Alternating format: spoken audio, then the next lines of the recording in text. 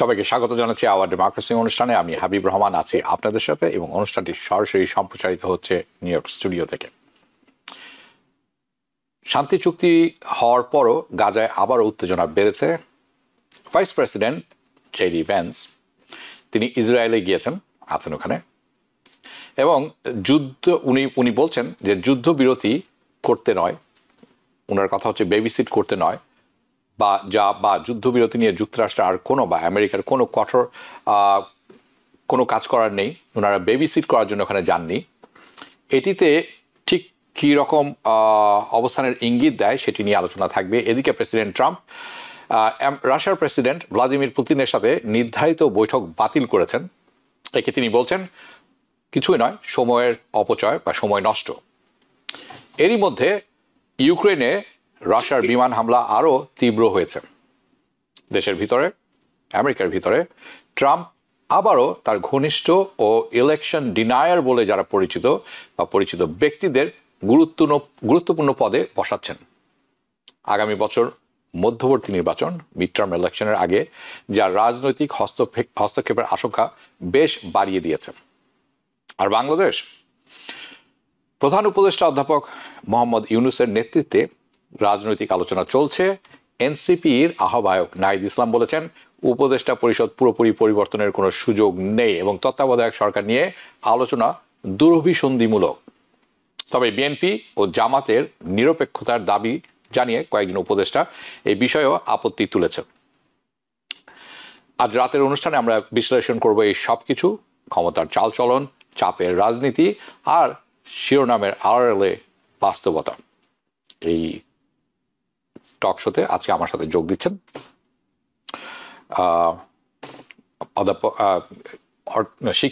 শিক্ষক এবং এবং রাজনৈতিক আলোচক শেখ আল মামুন, এবং আমাদের সাথে আছেন প্রফেসর কবির হাসান নিউ অরলিন্স থেকে। স্বাগত জানাচ্ছি আপনাদের দুজনকে। আশা করি আপনারা দুজনই শুনতে পাচ্ছেন এবং ভালো আছেন। বুঝতে পারছেন বেশ অনেকগুলো বিষয় নিয়ে কথা হবে। একটি বিষয়ে হয়তো আপনারা অবগত ছিলেন না, কিন্তু আমার মনে হয় এটি অত্যন্ত গুরুত্বপূর্ণ যে আমরা বিষয়টি নিয়ে শুরু করি। সেটি হচ্ছে নিউ ইয়র্ক সিটির মেয়রাল ইলেকশন। বলে রাখা ভালো যে এই ইলেকশনটি হতে যাচ্ছে নভেম্বরের 4 তারিখে এবং এই আগাম ইলেকশন কিন্তু অক্টোবরের 25 তারিখ থেকে শুরু হবে। যারা দেখছেন নিউ ইয়র্ক সিটিতে থাকেন, প্লিজ আপনারা অংশগ্রহণ করবেন, এতে যেতে ভুলবেন না। কিন্তু নাটকের শেষ অধ্যায় এখনো বাকি, সেটি হচ্ছে আগামী বুধবার শেষ বিতর্ক অনুষ্ঠান হতে যাচ্ছে। সেটি হবে মামদানি, অ্যান্ড্রু কোমো, এবং সিলভা। আমরা দেখবো, সেটি লাইভ ব্রডকাস্ট হতে পারে, মোস্ট লাইকলি টিভিতে হয়তো আমরা দেখাবো, চেষ্টা করবো সেটি লাইভ ব্রডকাস্টের মাধ্যমে আপনাকে দেখানোর জন্য, কারণ এটি হবে একটি জমজমাট শেষ প্রতিযোগিতা। এখন পর্যন্ত জোরান মামদানি অনেক এগিয়ে আছেন, ডাবল ডিজিটে 50-এর কাছাকাছি, এবং এটি একটি মাথা ব্যথার কারণ হয়ে দাঁড়িয়েছে। মামদানি শুধু দুঃখিত, অ্যান্ড্রু কোমোর নয়, এই স্বয়ং প্রেসিডেন্ট ট্রাম্পও এতে অত্যন্ত ক্ষুব্ধ। প্রেসিডেন্ট ট্রাম্প আজকে ফক্সে বলেছেন যে মামদানি হচ্ছে একজন টেররিস্ট। তার কারণ উনি দেখা করতে গিয়েছিলেন আজ ইমাম সিরাজ ওয়াহাজ, যিনি একজন বেশ পরিচিত নিউ ইয়র্কের ইমাম। আরেকটি কথা বলে রাখা উচিত, উনাকে কিন্তু অনেকেই বলেছিলেন যে উনি হচ্ছেন কনস্পিরেটর, অর্থাৎ যারা 9/11 করেছিলেন, 9/11 সন্ত্রাসবাদ ঘটিয়েছিলেন, তাদের সাথে সংযুক্ত ছিলেন, এরকম একটি কথা ফাক্স নিউজে প্রথমে এসেছিল। সেটি কিন্তু ফাক্স পরবর্তীতে সরিয়ে ফেলে। রিপাবলিকানরা এটি দাবি করে, রিপাবলিকানরা কিন্তু এখনো সেটি কখনোই সরায়নি। বাই দ্য ওয়ে, আমরা যখন এই কথাটা বলছি আপনাদের জেনে রাখা ভালো, এবং আপনারা হয়তো অনেকেই জানেন, new York NYPD, new York police department, এমন কোনো মসজিদ নেই নিউ ইয়র্ক সিটির তখন 9/11 সময় যেটা তারা সার্ভেইলেন্সের আন্ডারে আনেননি। Just to clear the context, এই সিরাজ ওয়াহাজের সাথে কিন্তু বিল ডে ব্লাসিও, পূর্ববর্তী মেয়র, উনি দেখা করতে গিয়েছিলেন। এরিক অ্যাডামস, বর্তমান মেয়র, উনিও দেখা করতে গিয়েছিলেন। তখন কিন্তু এই সমস্ত কোনো কিছু আসেনি। মামদানি যখন দেখা করতে গিয়েছেন, ইটস অ্যান ইস্যু। প্রথমে সোশ্যালিস্ট বলা হচ্ছিল এরকম একজন মেয়র যদি নির্বাচিত হয় নিউ ইয়র্ক শেষ হয়ে যাবে, এটি একটি ব্যাপার। দ্বিতীয় ব্যাপার, এখন তাকে টেররিস্ট পর্যায়ে নিয়ে যাওয়া হয়েছে। বাট উনি সবচেয়ে বেশি ক্ষিপ্ত যে নিউ ইয়র্ক সিটির মানুষরা, কারণ জরিপে এগিয়ে আছেন মামদানি, কাজেই খুব ক্ষিপ্ত যে উল্টো ঘটনা কেন ঘটছে, কি হচ্ছে, নিউ ইয়র্কের মানুষ সব পাগল হয়ে গেছে কিনা, শুনবো আপনার কাছে। দেখুন, আমার প্রথম রিয়াকশন হলো নিউ ইয়র্কের মানুষ মামদানিকে পছন্দ করে ঠিকই, তার চেয়ে বেশি অপছন্দ করে ডোনাল্ড ট্রাম্পকে। It could be a protest against Donald Trump, what he is doing in America. মামদানির পলিটিক্যাল যে ফিলসফি এরকম যে নতুন নিউ ইয়র্ক সিটি তা না। আমার যতটা মনে হয় আগেও যে একজন মেয়র ছিলেন যারা যাবতীয় সোশ্যালিস্ট বলতেন ওনাদেরকে। সুতরাং এটা নতুন কিছু নয়। আর মামদানির যদি আমি কোনো ডিবেটে দেখিনি, প্রথমটাতে আমি শুনেছি যে অ্যাটলিস্ট হি হোল্ড আপ, এবং তারা যে পাঁচ মেরেছে অন্য দুইজনকে, তাকে ধরাশায়ী করতে পারেনি। What is good about Mamdani, তার যে মেসেজিং, যার পয়েন্ট, সে পয়েন্টের ইয়ার থেকে কখনো সে বিচ্যুত হয় না। He always defended himself. এখন পর্যন্ত লাস্ট ভোট যেটা দেখেছি 50+ ভোট তার আছে। এখন হয়তো টাকা খেলা হবে, ডিপ স্টেট নেমে পড়বে।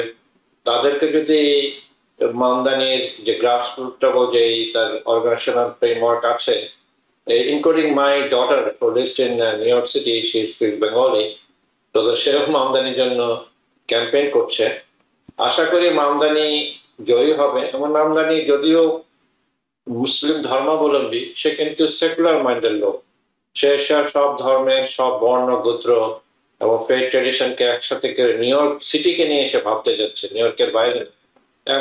একজন মেয়রও তো উচিত তাই হওয়া দরকার, তার নিজের সিটি নিয়ে ভাবা। এবং নিউ ইয়র্কে আমি যতটা শুনেছি, এবং যে আপনি জানেন যে নিউ ইয়র্ক সিটিতে ইসরায়েলের পরে লার্জেস্ট জুইশ মাইনরিটি, তার মধ্যে 1/3 যারা অর্থোডক্স জু আছে তারা কিন্তু মামদানির পক্ষে। এবং যারা ইয়াঙ্গার জেনারেশন আছে তারা কিন্তু একটা মেসেজ যে মামদানি যে নিউ জেনারেশন, নিউ ডিল, নতুন কিছু করতে যাচ্ছে, এবং যে ইনকাম ইনইকুয়ালিটির ব্যাপার যেটা হচ্ছে নিউ ইয়র্ক সিটিতে, সেটা কমাতে যাচ্ছে। এবং ইকুয়াল অ্যাক্সেস, এই যে অনেকে একটা কথা বলছে যে থার্ড গ্রেড নিয়ে যে স্পেশাল চাইল্ড স্টার ফিলোসফিটা, যে সবাইকে একটা লেভেল আছে, কোন লেভেল পর্যন্ত ইউ ডিসক্রিমিনেট, তাই না? তো তার পিছনে অনেক ধরনের গবেষণার না, সে হুট করে সেটা বলছে আর কি। তো প্রত্যেকটা মেসেজে আমি দোয়া করি মামদানি জিতে, নিউ ইয়র্ক ভাষীর জন্য, সবার জন্য মঙ্গল হবে।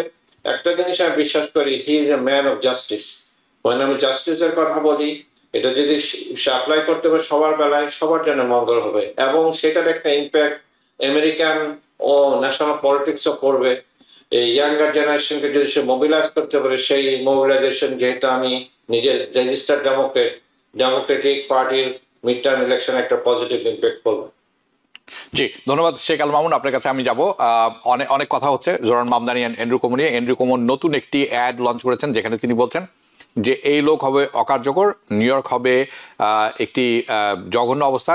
এই যে ফ্রি বাসের কথা বলছেন, এই যে সিটি রান গ্রোসারির কথা বলছেন, এগুলো হচ্ছে আসলে অবাস্তব কথাবার্তা, এগুলো সম্ভব নয়। কিন্তু আমরা জানি যে অনেক এনজিও আছেন, নন প্রফিট অর্গানাইজেশন, তারা কিন্তু ফুড রান করে থাকেন এবং সেগুলো সফলভাবেই তারা রান করেন। এটি একটি ব্যাপার। দ্বিতীয় কথা, উনি বলছেন যে এই যে সোশ্যালিস্ট, উনি যদি কোমো জয়ী হন তাহলে উনি হবেন সবচেয়ে বড় বাধা হয়ে দাঁড়াবেন ট্রাম্পের পক্ষে। আপনি কি সেটা বিশ্বাস করেন কিনা? এবং কোমোর কোনো অ্যাডই আসলে কোনো সোশ্যাল মিডিয়াতে বলেন বা ওনার যে প্রচার মাধ্যমে বলেন, খুব একটি কার্যকর হচ্ছে না, বরঞ্চ উনি পিছিয়ে যাচ্ছেন। আরেকটি ব্যাপার, উনি প্রথমে খুব আঁকড়ে ধরেছিলেন ইসরায়েলকে, জয়ী হলে ইসরায়েলে যাবেন, পরাজিত হলেও ইসরায়েলে যাবেন, কিন্তু that did not work well for him. Actually it's thanking him. কেন এবং মামদানি কেন এগিয়ে আছেন, এবং কেন হঠাৎ করে আরও বেশি চটে গেলেন ট্রাম্প? অনেকগুলি প্রশ্ন আপনার কাছে।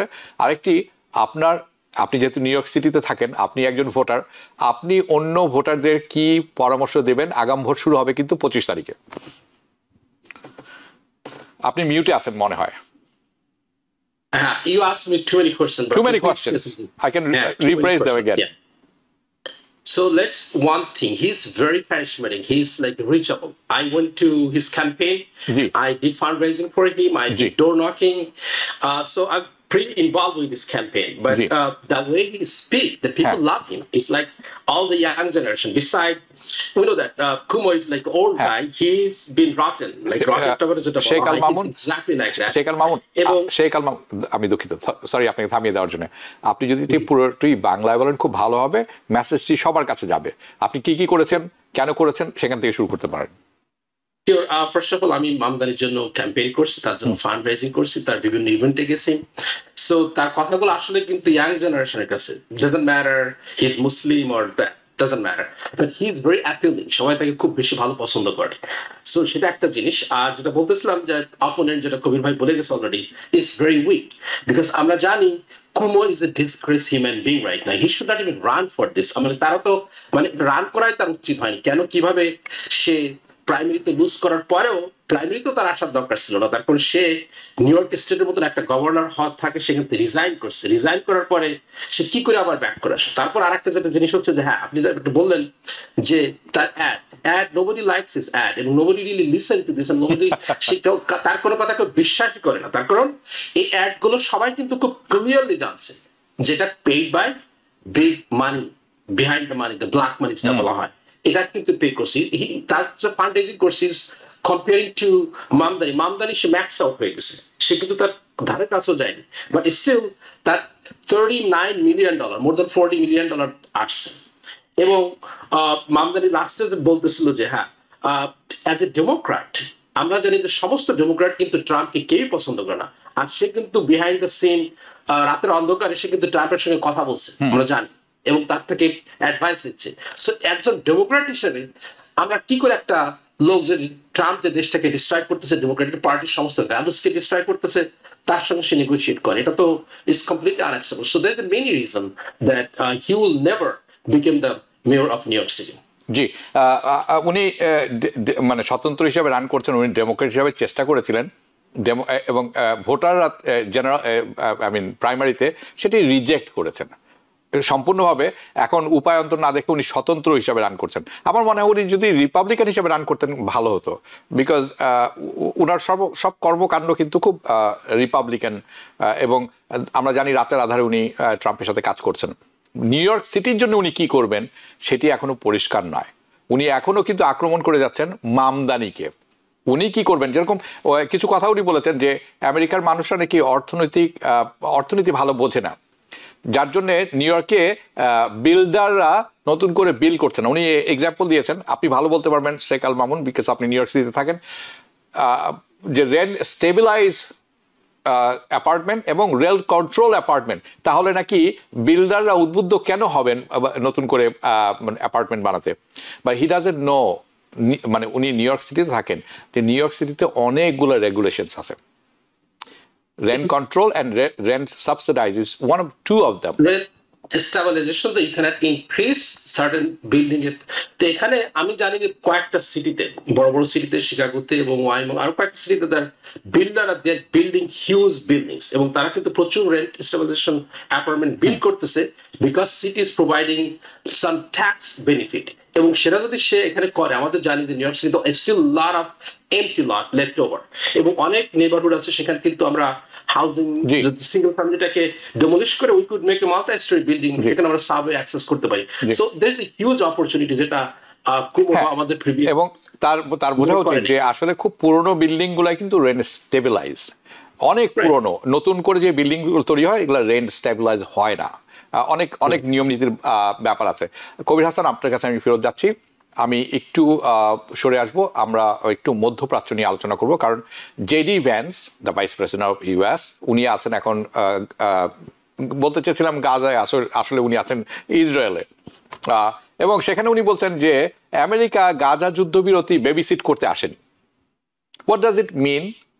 কতখানি হতাশার হতে পারে প্যালেস্টিনিয়ানদের জন্য, কতখানি হতাশ হতে পারে এই যে 2 বছর ধরে আমেরিকাতে মানুষ এবং বিশ্বে স্টুডেন্টরা, স্পেশালি দ্য ইয়াং স্টুডেন্টস, যারা এই ট্রাম্প অ্যাডমিনিস্ট্রেশনের চোখ রাঙানি, জেল, জরিমানা, পিটনি খেয়েও তারা এই সিজ ফায়ারে খুব একটি আশার আলো দেখতে পাচ্ছিলেন। এখন সেটি কিন্তু খুব ভালো দেখা যাচ্ছে না। এটি কি আসলে হঠাৎ করে কোনো পরিবর্তনের ইঙ্গিত দিচ্ছে, সংকেত দিচ্ছে বলে আপনি মনে করেন? না, দেখুন, এই যুদ্ধবিরতি আমি প্রথম থেকে আমি এগেইনস্টে ছিলাম, কারণ এই যুদ্ধবিরতির প্রত্যেকটি ধারাই কিন্তু গাজাবাসীদের এগেইনস্টে গেছে।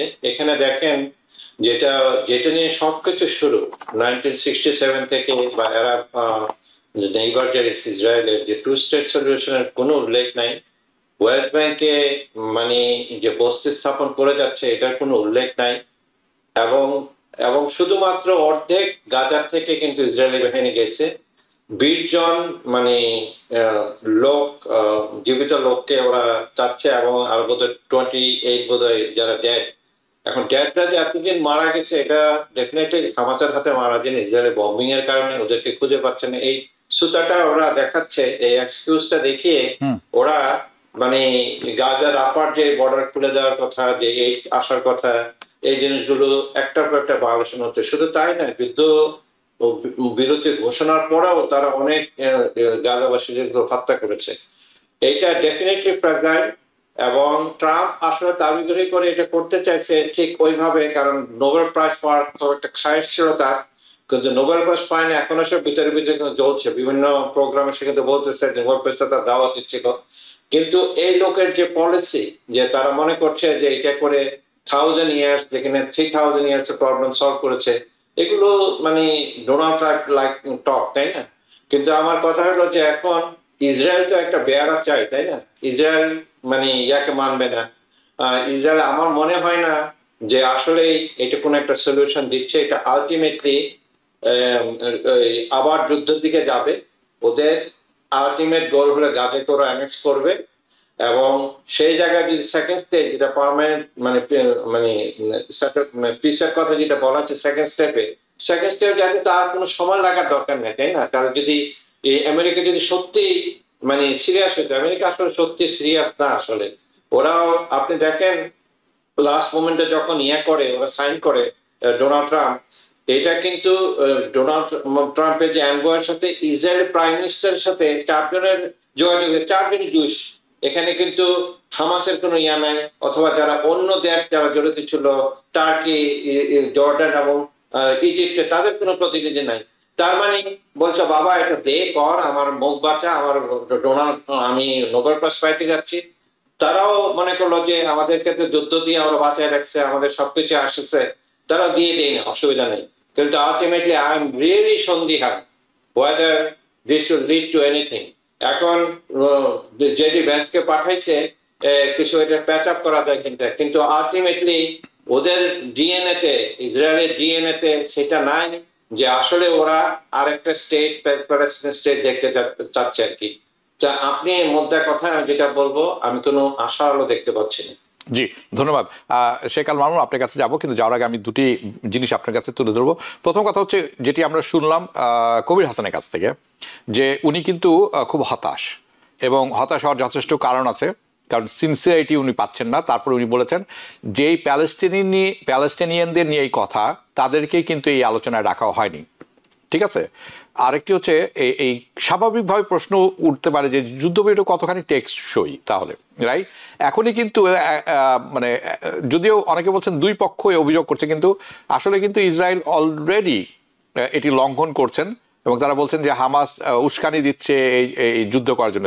এটি একটি প্রশ্ন।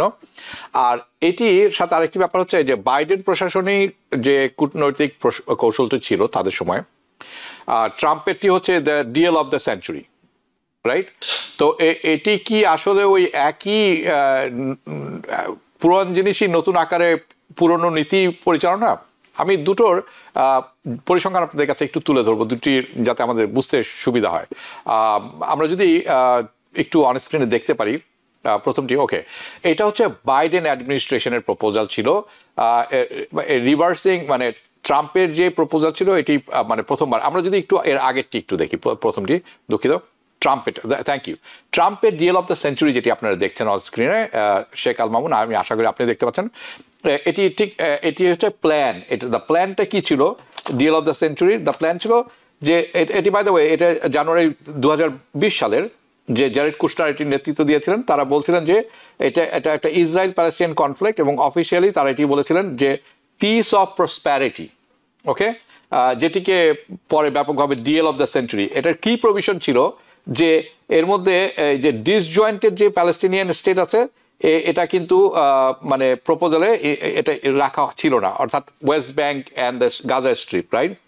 একটা প্রপোজ ফ্রেমওয়ার্ক করেছিলেন অফিসিয়ালি, যেটিকে তারা বলছিলেন অন্য একটি কথা, এবং বলছিলেন প্যালেস্টাইন স্টেট হবে, তার ইস্ট জেরুজালেমে হবে তার ক্যাপিটাল।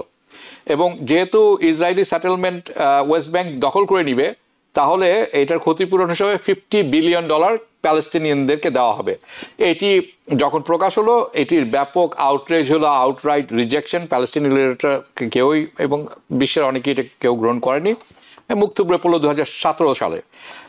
আর বাইডেন প্রশাসনের পরবর্তীতে যদি আমরা দেখি, তাদের মেইন জিনিসটি ছিল টু স্টেট সলিউশন।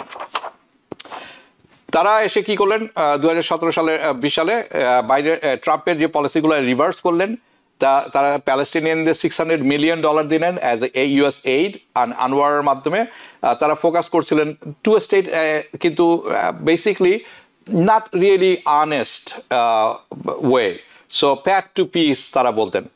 এর মধ্যে অনেক কিছু ছিল যেটি অনেকেরই পছন্দ হয়নি এবং অনেকেই মনে করতেন, বাইডেন নিজে বলেছেন যে উনি একজন জায়নিস্ট, কাজেই এটি কাজ করেনি। এখন এই যে যুদ্ধবিরতিটি, এটি একেবারেই টেকসই মনে হচ্ছে না, লঙ্ঘন করা হচ্ছে, মানুষ হত্যা হচ্ছে, ওয়েস্ট ব্যাংকে স্যাটেলাররা আক্রমণ করছে। আপনার কি ওপিনিয়ন এই ব্যাপারটাতে? আপনি রাইটলি বলছেন। দেখেন, যুদ্ধবিরতির within after 72 hours Israeli government IDF তাদেরকে অ্যাটাক করছে এবং অনেক ইনোসেন্ট লোককে মারতেছে এবং আজকেও মারছে, ইস কন্টিনিউসলি মারতেছে। আপনি যদি তাদের কন্ডিশন গুলো দেখেন, ইসরায়েল হ্যাজ তাদের right to come back any time, তাদেরকে আসতে যায়, কিন্তু সেখানে বলা হয়েছে যে Hamas you have to disarm completely. তো কমপ্লিটলি একটা লোককে যদি ডিজার্ভ করতে হয় এবং সেখানকার ল এনফোর্সমেন্ট বেসিক সেফটির জন্য তো একটা সিকিউরিটি অ্যাপারেটাস দরকার হয়। আপনি ইন্টারন্যাশনাল একটা বডিকে সেখানে স্ট্যান্ড করান, আমেরিকার সোলজার সেখানে পাঠান বা ইউনাইটেড নেশনের মাধ্যমে অন্যান্য ইজিপ্ট হোক বা there is lot of other পিপুল, তারা চাচ্ছে যে সেখানকার একটা ইন্টারন্যাশনাল বডি সেখানে গিয়ে, এটা তো ইম্পসিবল না। আমরা তো ইউনাইটেড নেশন এরকম অনেক করছে, সিওলোনে করছে, অনেক দেশে কিন্তু তাদের ইউনাইটেড নেশনের সোলজার সেখানে পাঠানো হয়েছে, সেখানকার সিকিউরিটি প্রোভাইড করছে। এখানে কোনো স্ট্রিক্ট কোনো মানে প্ল্যান নেই এখানে। Just you let it go, যে 20 জন জীবিত লোককে আছে ইসরায়েলিকে, just send them back home. ওখানের পরিবর্তে তারা যে 1700 থেকে 2000 লোককে তারা ধরে নিয়ে গেছিল আফটার October 7, তাদেরকে ফেরত পাঠাই দিচ্ছে। That's it. And in the meantime কি হয়েছে, West Bank you are taking over city after city, like hill after hill. গাজাতে কি হচ্ছে, they supposed to open the Rafah border, এবং তারা কিন্তু ইজিপ্টের সঙ্গে যে রাফার যে border is very very important border, সেখান থেকে প্রচুর ফুড মেডিসিন সবকিছু আসতেছে, কিন্তু সেটাকে তারা ওপেন করেনি, কমপ্লিটলি শাট ডাউন করছে। সো আসলে কথা হচ্ছে কি, প্লেন বাংলাতে যেটা বলা হয় যে ইসরায়েলি অ্যাডভাইজার যেটা লিখে প্রেসিডেন্ট ট্রাম্পকে এবং তাদের অ্যাডভাইজারকে দেওয়া হয়, তারা সিম্পলি সেটাই রিড করে তাদেরকে পাশ করানো হয়, বলে যে এটা তোমরা পাশ করে নিয়ে আসি। আমেরিকাকে বলা হয় যে এটা আমরা লিখে দিলাম, তোমরা এবার যেভাবে করো, ইউনাইটেড নেশনের মাধ্যমে করো, যার মাধ্যমে করো, এটা পাশ করো। কিন্তু আমেরিকান পলিটিশিয়ানরা কমপ্লিটলি সোল্ড আউট, এটা কিন্তু সবাই বুঝতে পারতেছে। এখানকার সমস্ত মিডিয়া সোল্ড আউট, এবং আপনি যেটাই মিডিয়ার কথাই বলেন না কেন, আমরা যদি নিউ ইয়র্ক টাইমসকে আমি সাবস্ক্রাইব করতাম, নোবডি, একটা লোক নেই যে এই যে সাফারিং হচ্ছে প্যালেস্টিনিয়ানদের against year after year after year, কখনো একটা ক্রেডিবল কোনো এডিটোরিয়াল পোস্ট পাবেন না, কোনো কিছুই না। সো এখানে আপনি যেটা প্রিভিয়াসলি বলতেছেন যে দুইটা পার্টি যখন নেগোশিয়েট হয়, তখন তো দুই পার্টির রিপ্রেজেন্টেটিভ থাকতে হয়, তার কোনো রিপ্রেজেন্টেটিভ নেই। কাতারকে আপনি মানতেন, কাতারকে বন্দুক দিয়ে গুলি করে রেখে চলে আসছেন, তাদের ওখানে মিসাইল মারছেন। How dare you! আপনি একটা নিউট্রাল একটা কান্ট্রি যেটা ইসরায়েলের পক্ষে কাজ করতেছে, পিসের পক্ষে কাজ করতেছে, সেখানে সেই দেশে গিয়ে অ্যাটাক করে আসতেছেন, এখানে কোনো কিছুই হচ্ছে না। So whole world is watching, it's a game. So we gonna keep seeing this suffering, those innocent people is going to keep dying, তারা রাবণের ভিতরে বাস করতেছে। This is very very unfortunate. The only way I think it could change, যদি আমরা ভালো elected অফিসিয়ালদেরকে আমেরিকাতে elect করতে পারি, কোন সিনেটরকে ইলেক্ট করতে পারি, যদি 10টা সিনেটর যদি চেঞ্জ হয় তাদের mindset, then the whole thing will change. Otherwise it will, আমরা এটা কন্টিনিউ করতে থাকবে। কিন্তু যেটা হচ্ছে, টাকা কারসন যে লেফট মানে রিপাবলিকান পার্টির যে রাইট উইং যে গ্রুপটা আছে, তারা একটা কনসাস হচ্ছে যে আমরা যে বছরের পর বছর, দিনের পর দিন বিলিয়নস অফ ডলার দিচ্ছি, এখানে আমরা অলরেডি এই 2 বছরে মোর দ্যান $40 বিলিয়ন এইড দিছি, আমাদের সোলজার যাচ্ছে, আমাদের বম যাচ্ছে। Why? What's the benefit? Israel is a very tiny country, এটা এর থেকে আমাদের অনেক ইম্পর্টেন্ট কাজ আছে চায়নার সঙ্গে, রাশিয়ার সঙ্গে, অন্যান্য দেশের সঙ্গে, ইন্ডিয়ার সঙ্গে। কিন্তু what's the benefit we are getting? আমরা কি কোনো ন্যাচারাল রিসোর্স পাচ্ছি সেখান থেকে, নাকি কোনো সাইন্টিফিক কিছু পাচ্ছি? We are not getting anything. Simply আমাদেরকে এখানে sucked into this Middle Eastern war year after year. কিন্তু অল্টারনেটিভ যদি কেউ যদি একটা প্রেজেন্ট করতো যে এখানে অলমোস্ট বিলিয়ন মুসলিম সেখানে মিডল ইস্টে আছে বিভিন্ন স্টেটে, তাদের সঙ্গে যদি আমরা বিজনেস করি, তাদের লাইফ স্টাইল যদি ইমপ্রুভ করি, eventually America could be benefited by selling their goods, তাদের প্লেন। এই যে আমিরাতের এত প্লেন, শত শত plane, they are buying all the plane from the Boeing, they are benefited. এই যে সুপার কম্পিউটার হচ্ছে বা আমরা এখানে কোয়ান্টাম কম্পিউটার কথা বলতেছি, তারা কিনতেছে। সো উই নিড টু, তারা কি পারে না 9 মিলিয়ন প্যালেস্টিনিয়ানে তাদেরকে সাফারিং আছে, 6 মিলিয়ন হয়তো গাজার ওয়েস্ট ব্যাংক, আর 3 মিলিয়ন আছে জর্ডানে, সিরিয়াতে, অন্যান্য দেশে, লেবাননে। চাইলে কি 9 মিলিয়ন লোককে টেক কেয়ার করা যায় না? কোনো ব্যাপারই না। 9 মিলিয়ন লোককে একটা বেটার লাইফ স্টাইল দিতে কত মিলিয়ন ডলার, কত বিলিয়ন ডলার দরকার? How many jobs we need to created? এটা কি কোনো, আমাদের দেশে এত বড় বড় ইকোনমিস্ট আছে, ম্যাথমেটিশিয়ান আছে, MIT আছে, হার্ভার্ড আছে, তারা কি একটা মডেল তৈরি করতে পারে না?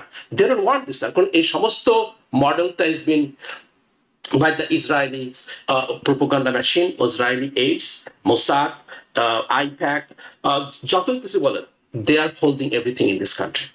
জি, অসংখ্য ধন্যবাদ। আপনি বেশ কয়েকটি কথা বলেছেন, তার মধ্যে বলেছেন রাশিয়ার সম্বন্ধ নিয়ে এসেছেন, যে অনেক অনেক গুরুত্বপূর্ণ ব্যাপার আছে যেটি করা যায়, চায়নার সাথে সম্পর্ক করা যায়।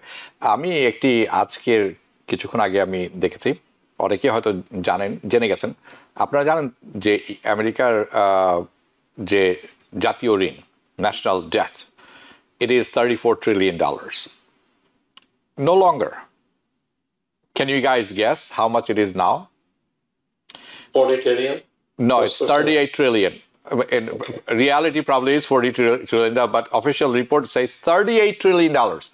এই ট্রাম্প প্রশাসনই কিন্তু বলেছিলেন, প্রেসিডেন্ট ট্রাম্প বলেছিলেন উনি কিন্তু বাজেট ডেফিসিট ঘটাবেন, যার অন্যতম একটি ব্যাপার কিন্তু ট্যারিফ, যার জন্য আমি প্রসঙ্গটি এখন নিয়ে আসছি। সো উনার administration, by the way, Scott Bessent যে মন্তব্য দিয়েছেন সেটি সঠিক নয়। গত বছর থেকে এই বছরের অক্টোবর পর্যন্ত তারা বেশ অনেক বেশি খরচ করেছেন, অর্থাৎ ঋণ বেড়েছে। এখন সেটি দাঁড়িয়েছে $38 trillion। So so much for reducing debt and reducing কি বলে ট্রেড ডেফিসিট। আমরা হয়তো 2-1 দিনের মধ্যে আরো কংক্রিট পাবো। আপনি বলছিলেন যে নিউ ইয়র্ক টাইমস ও ওয়েস্টার্ন মিডিয়া তো মিথ্যার পর মিথ্যা অভিযোগ করে যাচ্ছে এবং বানোয়াট গল্প লিখেছে এই অক্টোবর 7-এর পর, সেটি তো আপনাদের সবার জানা আছে। কাজেই আমি ওই বিষয় থেকে সরে আসবো। চলুন ট্রাম্প, রাশিয়া এবং মিড টার্ম ইলেকশন, এই ব্যাপারটা একটু আলোচনা করা যাক। আমি একটা জিনিস অ্যাড করতে চাচ্ছি আপনার এই নাম্বারগুলো নিয়ে আর কি, যে আপনি হয়তো জানেন for the first time the interest expense on federal government over $1 trillion. Yeah, we know. এবং এটা $870 billion of the defense spending, and defense spending it's more than defense, it's more than defense and more than healthcare. এবং আরেকটা জিনিস add করতে যাচ্ছি যে pope এই প্রথম রিসেন্টলি 2-1 দিনের মধ্যে বলেছে যে interest is creating division, is making people poorer. Okay. Okay. Please, let's stay on topic. Please, do not deviate from the discussion. You could have said that after you're answering the questions. Okay. So let's stay focused on topic, please. It's my request. Trump পুতিনের সাথে বৈঠক বাতিল করেছেন, যেটি আজকে schedule ছিল, এবং উনি বলেছেন এটি nothing but West of time. এটা কি আসলে তার শক্ত অবস্থান নাকি কূটনৈতিক দুর্বলতা, কোনটি বলবেন আপনি? দেখুন, এই ট্রাম্প, পুতিন আসলে ট্রাম্পকে নিয়ে খেলছে। ট্রাম্পের তো businessman, is a deal maker সে বলে, কিন্তু কূটনীতি ইজ এ ভেরি কঠিন একটা জিনিস। এবং যে পুতিন অনেকদিন ধরে রাশিয়ার সে ডিপ ইনসাইড এবং সে spy former, he is running, and I think he is in a better position. এবং সে মনে করছে যে ট্রাম্পকে একটু পুতিনকে একটু হুমকি দুমকি দেওয়া অথবা একটু ললিপপ দেখিয়ে তাকে তার দিকে নিয়ে আসতে পারবে। আপনি জানেন যে কিছুদিন আগেও 2 ঘন্টা আলাপ করার পরে বলছিল যে ওদেরকে লং রেঞ্জ মিসাইল দিবে, কিন্তু এবার আজকে বলল দিবে না। তারপর মিট করবে ইয়াতে বোধহয় একটা মিটিং ছিল, ওইখানে মিট করবে না। আজকে হঠাৎ করে আপনি খেয়াল করছেন কি জানি না, যে জায়ান্ট যে কোম্পানিগুলো আছে, কোম্পানিগুলোর উপর আর ট্যারিফ বৃদ্ধি করে দিয়েছে। এই সমস্ত জিনিসগুলো কাজে লাগবে না, কারণ অয়েল তো সারা দুনিয়ার জন্য দরকার। There is a big black market. এতদিন পর্যন্ত সোভিয়েত ইউনিয়ন কিভাবে টিকে আছে? এতদিন ইন্ডিয়ায় কিন্তু ইন্ডিয়াকে একটু পানিশ করা হলে ট্যারিফ বাড়িয়ে দেব, ইন্ডিয়া বলছে যে আমরা এখন লিমিটেড তেল কিনবো।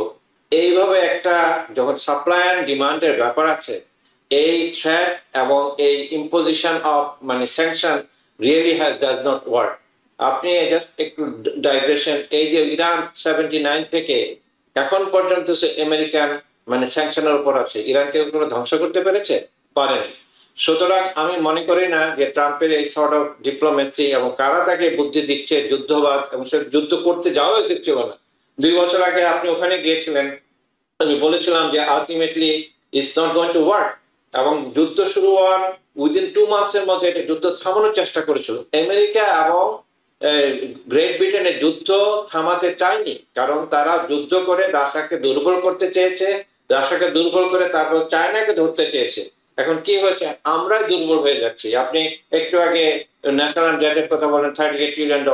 আমরা দিনে নিমজ্জিত হচ্ছি। আমাদের আমেরিকার ভিতরে যে আমাদের ধনী এবং গরিবের যে বৈষম্য বাড়ছে, আর অন্য জায়গায় আপনি চায়নাকে যদি কম্পেয়ার করেন, অফকোর্স ওদের ওই ফ্রিডম অফ স্পিচ নেই, কিন্তু ওদের যে ইনকাম বৈষম্যটা ওরা অনেক কমিয়ে এসেছে, ওদের মিডল ক্লাস অনেক বড় হচ্ছে।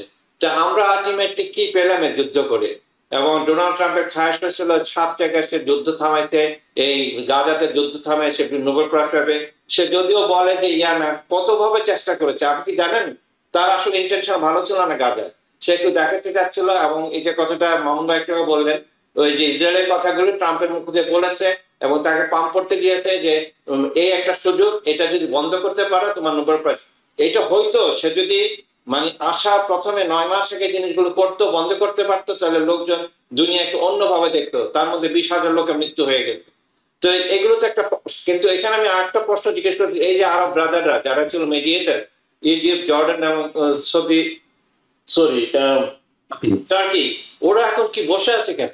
এখন ওরা দেখতেছে ভায়োলেশন হচ্ছে। তার মানে কোন ধরনের রক্ষা কবচ ছিল না এই যে সকল সিজফায়ারে প্যালেস্টাইনের জন্য। প্যালেস্টাইনের কোনো রাইট এখানে উল্লেখ করা হয়নি। বেসিক্যালি ওরা লিবিয়ারা বানাতে যাচ্ছে। এই যে উত্তর একজন আছে, হিজ এ রিয়েল এস্টেট ডেভেলপার, এবং সে মনে করছে 90% গাজা ইজ আনলিভেবল। আমি কিন্তু আপনাকে 10% গাজার মধ্যে আছে। এই জিনিসগুলো একটা ব্যবসায়িক স্বার্থের কারণে এটা করতেছে, এবং অল আর কানেক্টেড। আসলে যারা যুদ্ধ নিয়ে ব্যবসা করতে যাচ্ছে, ধনী হতে যাচ্ছে, এই গ্রুপটাকেই আসলে ট্রাম্প অ্যাডমিনিস্ট্রেশন ইনডাইরেক্টলি সাপোর্ট করে যাচ্ছে, অথবা তার পলিসির কারণে তারা বেনিফিটেড হচ্ছে। ওকে, আমার মনে হয় আপনি প্রথম প্রশ্নের উত্তরটা দিয়েছেন, যেটা আমি অনুষ্ঠানের শুরুতে করেছিলাম গাজার ব্যাপারে। আমরা কিন্তু গাজা থেকে সরে এসেছি। আমার প্রশ্নটি ছিল আমেরিকান রাশিয়ার কূটনৈতিক অবস্থান। আজকে যে নাকচ করে দিলেন প্রেসিডেন্ট ট্রাম্প রাশিয়ার সাথে যে মিটিংটি, এটি আসলে কিসের বার্তা দেয়? এই যুদ্ধ কি আরো দীর্ঘায়িত হবে? ইউক্রেনে নতুন করে অস্ত্র যাবে? ইউরোপ কি আরো বেশি ঝুঁকির মুখে পড়ে গেল? নাকি এইটা ট্রাম্পের ব্যক্তিগত ইগো থেকে করেছেন উনি? কারণ উনার কথা আসলে না শুনে যতবারই মিটিং হচ্ছে ততবারই নতুন করে আক্রমণ হচ্ছে ইউক্রেনের উপর। সেটি ছিল প্রশ্নটি আর কি। না, এটার উত্তরটা ভেরি সিম্পল। আসলে ট্রাম্প নিজেও জানেন যে কি করছে। 2 দিন পরে দেখবেন ট্রাম্প চেঞ্জ মাই মাইন্ড, তার কথার কোনো দাম নেই, তাই না? সে ভেরি শিফটিং তার পজিশন, এবং এই শিফটিং পজিশন আমার মনে হয় না হি ইজ টকিং ইভেন তার কাছে আশেপাশে তো বুদ্ধিমান লোক যারা আন্তর্জাতিক কূটনীতি বোঝেন এবং রাশিয়া আমেরিকান রিলেশনশিপ বোঝে, তাদের কথা বলতে সে ট্রাম্প আমলে নিচ্ছে। অত বললেও এটাকে ইয়া দিচ্ছে না। আপনার যে প্রশ্নটা ছিল, এই যুদ্ধ ultimately Russia will come out as a winner, even though I don't like, এবং রাশিয়া ইউক্রেনের কিছু অংশ নিয়ে নেবে, ক্রিমিয়া অলরেডি নিছে, ইস্টার্ন যে ডনবাস এরিয়া নিবে, ওইভাবে আলটিমেটলি সেটেলমেন্ট হবে। এইটা যদি 2 বছর আগে ওরা বন্ধ করতো, তাহলে এতগুলো মানুষ মারা যেত না, এতগুলো 10% অফ ইউক্রেন ডিস্ট্রয় হতো না। এখন এটা কন্টিনিউ করবে, কিন্তু কন্টিনিউ করবে এট দি মানে পুটিনসের টার্মসে এটা আলটিমেটলি এন্ড করবে, কিন্তু সেই এন্ড না আসা পর্যন্ত যুদ্ধ বন্ধ হবে না।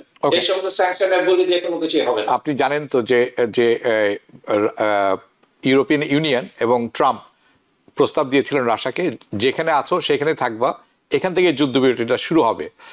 এটিতেও কিন্তু পুতিন থামেননি, কারণ উনি বুঝে গেছেন যে এখন উনি এটা দীর্ঘায়িত করবেন এবং উনি আসলে এখানে সবাইকে স্পেশালি সবাইকে বোকা বানিয়ে আস্তে আস্তে উনি উনার রাস্তাটি পরিষ্কার করবেন। সেটি কি এখনও আমি শিওর না।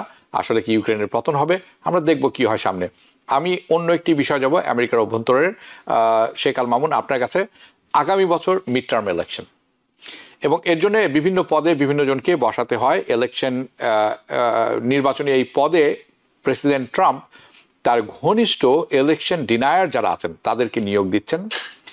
এটা আসলে ভবিষ্যতে কি ইঙ্গিত দিচ্ছে সামনের ভোট ব্যবস্থার উপর, এবং এটা নিয়ন্ত্রণ যদি উনি প্রতিষ্ঠা করতে পারেন, যেটি সর্বোচ্চভাবে করছেন রিপাবলিকান এবং প্রেসিডেন্ট ট্রাম্প। আজকে আপনি যে ভিডিওটিও দেখলেন শুরুতে, সেখানে উনি বলেছিলেন যদি তাই হয়ে যায় তাহলে কি আশা করছেন আগামী ইলেকশনে।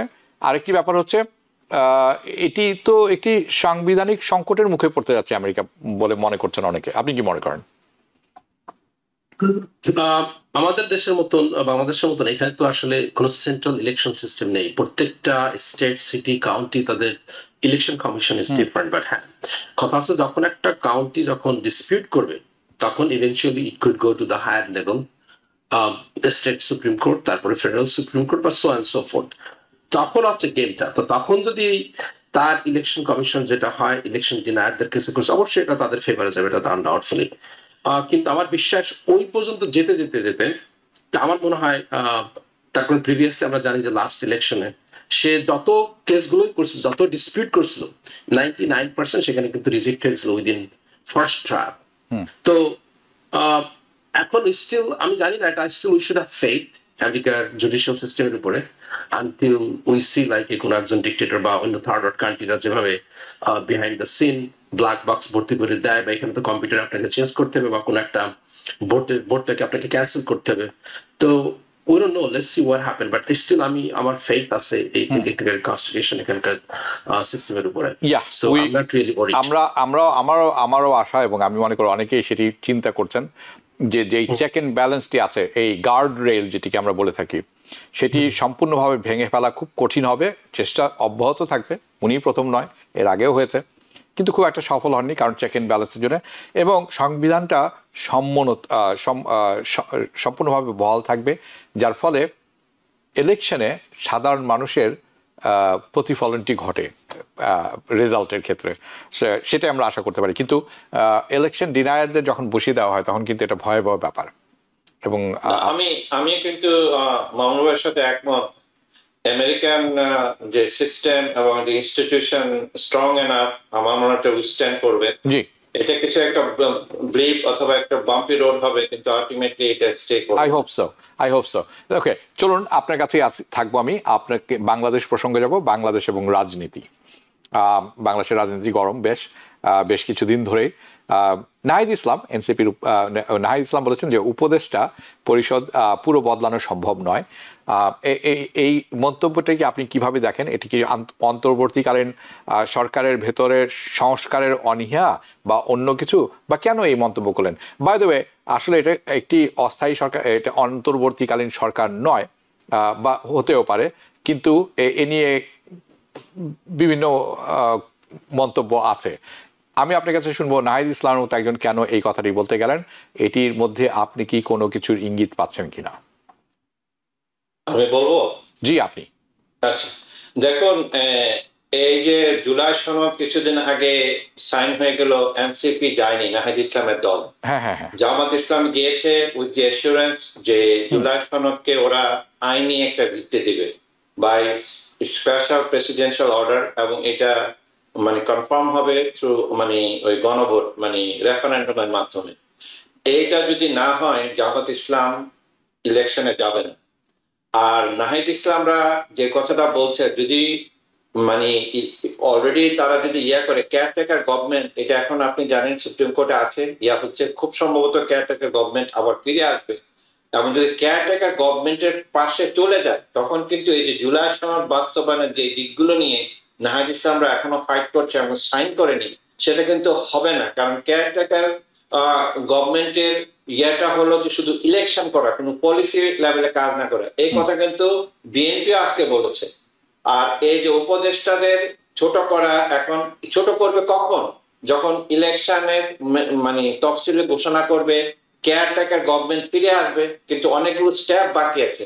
নাহিদ ইসলাম এবং জামাত ইসলামের পজিশনটা হলো যে জুলাই সনদকে আইনি ভিত্তি দিতে হবে, একটা গণভোট হতে হবে, তাহলে এইটার বেসিসে নির্বাচন হলে, যেই কারণে স্বৈর শাসন বা 16 বছরের এই শেখ হাসিনার অপশাসনের বিরুদ্ধে এই ছাত্র জনতা আন্দোলন করেছে, যে ফসলটা, সে ফসলটাকে ওরা তুলতে পারবে না। তো আমি আসলে এইটা এইভাবে দেখছি। আর অ্যাসাইড ফ্রম দিস, এই যে মানে অপদার্থ 80% যে মানে উপদেষ্টা আছে, মোহাম্মদ ইউনূসকে এদেরকে আগেই বাদ দেওয়া দরকার ছিল। মানে রাষ্ট্রকে আর একটু ভালোভাবে উনি চালাতে পারতেন যদি কম্পিটেন্ট লোকজন আনতে পারতেন। এটা independent of this current position. এটা আমার আগেও আমার এই পজিশন ছিল। জি, অসংখ্য ধন্যবাদ। আমি যাব শেখ আল মামুন আপনার কাছে। বিএনপি নিরপেক্ষতার দাবি করেছে অন্তর্বর্তীকালীন সরকারের কাছে, এটি আপনি কিভাবে দেখবেন? এটি কি কোনো সঠিক ন্যায্য উদ্বেগ, নাকি নির্বাচনের আগে তারা বোঝাতে চাচ্ছেন যে আসলে তারা কিন্তু নিরপেক্ষ, তাদের কিন্তু কেউ নেই সরকারে, এরকম একটি ভাব? একই সময়ে আমরা দেখেছি যে জানতে পারছি যে জামাতের কয়েকজন উপদেষ্টাদের বিষয়ে আপত্তি জানিয়েছেন। তারা নাম প্রকাশ করেননি মিডিয়ার কাছে, কিন্তু আপত্তি জানিয়েছেন। এটি কেন, কি ধরনের কৌশল, নাকি কোনো অনিশ্চয়তা তৈরি করছে? এটি একটি ব্যাপার।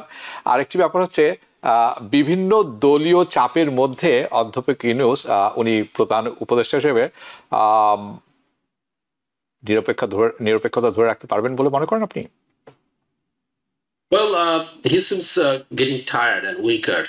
But আমি একটা জিনিস আসলে বুঝতে পারি না, আমি আসলে কনস্টিটিউশন এত ডিটেলস বুঝতে পারি না, জানিও না।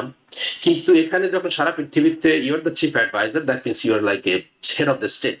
The head of the state যখন আপনি হবেন, তখন you have all the right to fire anybody, any advisor. It's not like a United States Federal Reserve, like it's like Congress appointed কোন একটা ইন্ডিভিজুয়াল না। সো সেখানে তাকে কাউকে ফায়ার করা যাবে না, কোনো আই ডোন্ট নো। তো এখানে তো লেজিটিমেট কোনো প্রশ্ন থাকতেই পারে, যারা বিএনপি এবং জামাত তারা বলতে পারে যে those are certain people, maybe they're trained or working behind the scene or taking money from the, I don't know, RAW or ISI or whatever. I'm just making some hypothetical statement. যে তাদেরকে যদি এ ধরনের কোনো allegation বা কোনো প্রকার থাকে, তখন সে কেন ফায়ার করতে পারবে না?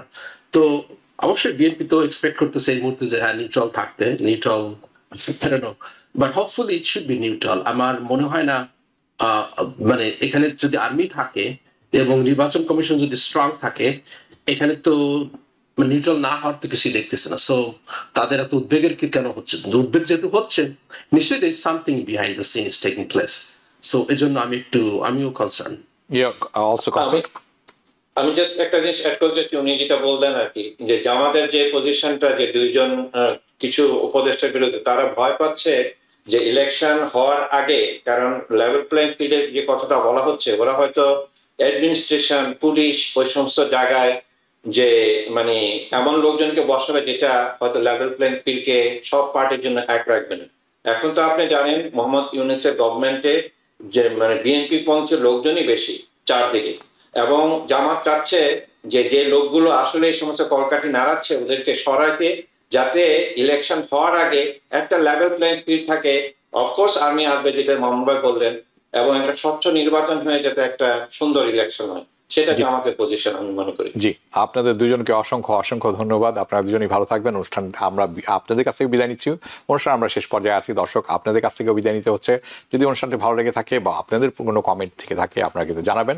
আমরা সেই সমস্ত কমেন্ট দেখব এবং চেষ্টা করব আগামী এপিসোডে সেই সমস্ত ব্যাপারে আলোচনা করার। যেখানে থাকবেন, ভালো থাকবেন, সুস্থ থাকবেন। দেখা হবে পরবর্তী অনুষ্ঠানে। শুভরাত্রি। TVN 24 টেলিভিশন দেখতে আজই কল করুন 7187776556। লগ ইন করুন www.totalcablebd.com। নিউ ইয়র্ক থেকে সম্প্রচারিত TVN 24 টেলিভিশন বিশ্বজুড়ে বাঙালির কণ্ঠস্বর।